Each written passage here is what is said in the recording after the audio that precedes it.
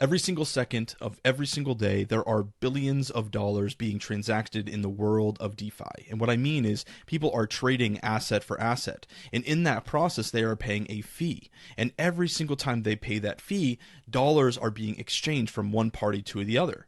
And in this video, I'm going to show you exactly how you can take one of these investment vehicles and produce consistent cash flow in the form of crypto assets. And I'm also going to walk through the action plan that you can take to generate your first $100 in fees in DeFi. And it's not as complicated as you think. Now, my mom asked me about 5.5 years ago when I started building out the UIG with Lucas, she said, Colin, what are you doing for work? And I said, I'm a liquidity provider. And I teach people how to be liquidity providers. And she said, look, I don't know what that is. What is that? And so I basically used this analogy. She's a traveler, right? So I used a traveling analogy.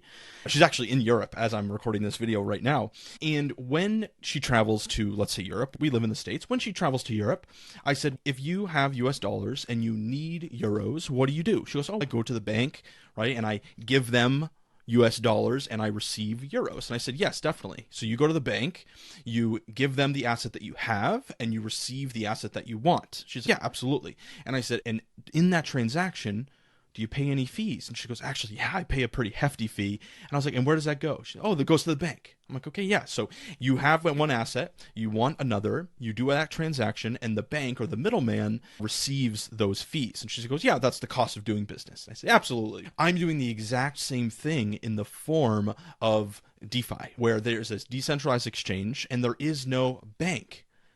Me and potentially you could be that bank where we provide our liquidity into a decentralized exchange, and as users are swapping their ETH for USDC, or they have USDC and they're swapping for ETH, every single time they're doing that transaction, fees are being paid, right? And where do those fees go? Those fees come to me and they go to you.